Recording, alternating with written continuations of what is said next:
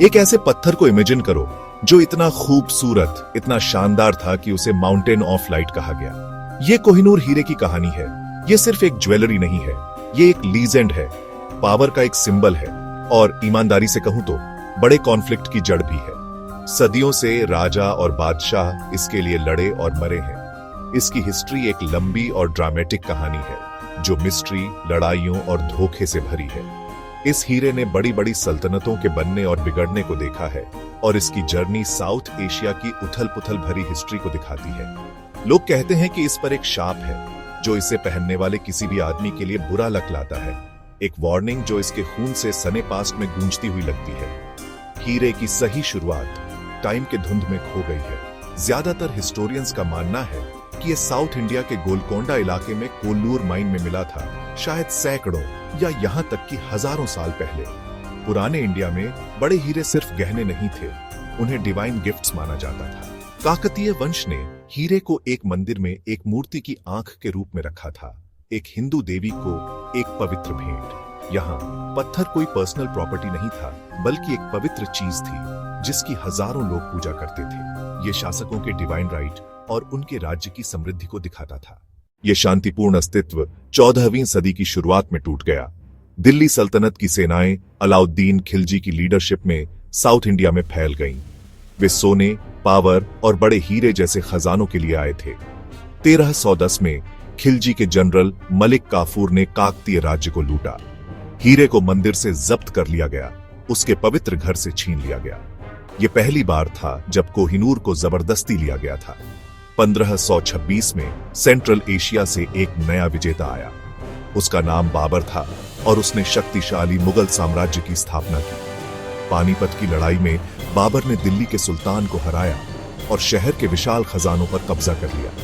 बादशाह शाहजहां ने कोहिनूर को अपने शानदार मयूर सिंहासन के बीच में लगवाया था। यह सिंहासन दुनिया का अजूबा था, सोने से ढका हुआ और अनगिनत पन्ना, रूबी और मोतियों से जरा हुआ था। लेकिन कोहिनूर इसका स्टार था। यह सुनहरा दौर 1739 में एक दर्दनाक अंत पर आ गया। नादिर शाह, पर्शिया का खूंखार शासक, ने भारत पर हमला किया। उसकी सेना ने कमजोर मुगल सेना को हरा दिया और दिल्ली शहर को लूटा। एक फेमस कहानी के मुताबिक नादिर शाह ने चालाकी से दोस्ती के निशान के तौर पर पगड़ी बदलने का प्रपोजल दिया। जैसे ही नादिर शाह ने पगड़ी खोली और हीरा बाहर गिरा, वह चिल्लाया, कोह-ए-नूर, जिसका मतलब पर्शियन में माउंटेन ऑफ लाइट है। नादिर शाह की हत्या के बाद कोहिनूर उसके एक जनरल अहमद शाह दुर्रानी के हाथों में आ गया, जिसने अफगानिस्तान राज्य की स्थापना की। हीरा कंधार चला गया, नए दुर्रानी साम्राज्य का एक अहम प्रतीक बन गया। दशकों तक ये अफगान शासकों की एक लाइन से होकर गुजरा। इसका कब्जा लगातार साजिशों, हत्याओं और सिविल वॉर से घिरा रहा। एक शासक शाह शुजा दुर्रानी आखिरकार बेदखल हो गया और भागने पर मजबूर हो गया। महाराजा रणजीत सिंह, जिन्हें पंजाब का शेर कहा जाता था, एक चतुर और शक्तिशाली शासक थे। जब निर्वासित अफगान राजा शाह शुजा दुर्रानी 1813 में लाहौर पहुंचे तो रणजीत सिंह को अपना मौका मिल गया। हफ्तों तक एक तनावपूर्ण बातचीत चली। आखिरकार बेबस शाह शुजा मान गए। एक शांत समारोह में अफगान राजा ने माउंटेन ऑफ लाइट पंजाब के शेर को सौंप दिया। लगभग 75 साल बाद हीरा भारत लौट आया था। रणजीत सिंह ने कोहिनूर को अपनी सभी चीजों से बढ़कर संजोया। अपनी वसीयत में उन्होंने कोहिनूर को पुरी के जगन्नाथ मंदिर को वसीयत में दिया। हालांकि 1839 में उनकी मृत्यु ने सिख साम्राज्य को अराजकता और अस्थिरता के दौर में धकेल दिया। सीमाओं से देख रही थी ब्रिटिश ईस्ट इंडिया कंपनी। उन्होंने सिखों के साथ 2 क्रूर युद्ध छेड़े। सिख सेनाएं बहादुरी से लड़ी, लेकिन अंततः वे अंग्रेजों के बेहतर संगठन और गोलाबारी से हार गईं। 1849 में अंग्रेजों ने पंजाब पर कब्जा कर लिया। संधि, जिस पर 10 साल के युवा महाराजा दलीप सिंह को साइन करने के लिए मजबूर किया गया था, में कहा गया था कि कोहिनूर नामक रत्न लाहौर के महाराजा द्वारा इंग्लैंड की रानी को सौंप दिया जाएगा। हीरे को खजाने से निकाला गया और British governor general Lord Dalhousie को सौंप दिया गया। कोहिनूर की एक भारतीय खजाने के रूप में यात्रा खत्म हो गई थी। अब इसे एक नए घर के लिए किस्मत में था, समुद्र पार लंदन में। हीरे का इंग्लैंड तक का सफर खतरों से भरा था। इसे एक ऑफिसर की बाजूबंद में चुपचाप सिल दिया गया और भारी सुरक्षा के बीच ले जाया गया।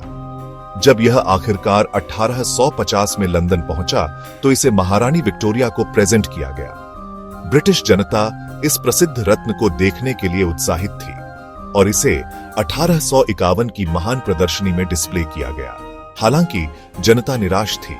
अपने ओरिजिनल भारतीय शैली के कट में हीरा उतना चमकदार नहीं था। प्रिंस अल्बर्ट ने इसे फिर से काटने का आदेश दिया। डच जौहरी द्वारा की गई कटाई की प्रक्रिया में 38 दिन लगे और हीरे का आकार नाटकीय रूप से कम हो गया। 186 कैरेट से घटकर अपने मौजूदा 105.6 कैरेट हो गया। जबकि नए कट ने इसे ज्यादा चमक और आग दी, इसने इसके इतिहास का एक बड़ा हिस्सा भी मिटा दिया। महारानी विक्टोरिया ने न्यूली कट हीरे को एक ब्रोच में पहना था। आज कोहिनूर ब्रिटिश क्राउन ज्वेल्स में सबसे फेमस रत्नों में से एक है। यह लंदन के टॉवर में सुरक्षित रखा गया है, जहां हर साल लाखों टूरिस्ट इसे देखने आते हैं। ब्रिटेन में कई लोगों के लिए यह राष्ट्रीय विरासत का एक टुकड़ा माना जाता है। हालांकि कोहिनूर कई लोगों के लिए, खासकर भारत, पाकिस्तान और अफगानिस्तान में नुकसान और अन्याय का एक शक्तिशाली प्रतीक बना हुआ है। भारत को आजादी मिलने के बाद से हीरे को वापस करने के लिए बार बार ऑफिशियल रिक्वेस्ट की गई है। ये देश हीरे को उपहार या युद्ध की वैध लूट के रूप में नहीं, बल्कि एक चोरी के खजाने के रूप में देखते हैं। ब्रिटिश सरकार ने इन दावों को लगातार खारिज किया है। कोहिनूर माउंटेन ऑन फ्लाइट इसलिए सिर्फ एक हीरे से कहीं ज्यादा है। यह एक विवादित अतीत का प्रतीक है। उपनिवेशवाद, स्वामित्व और हमारी मॉडर्न दुनिया में विरासत के अर्थ पर बहस का एक केंद्र बिंदु। इसका भविष्य इसके अतीत जितना ही विवादास्पद बना हुआ है।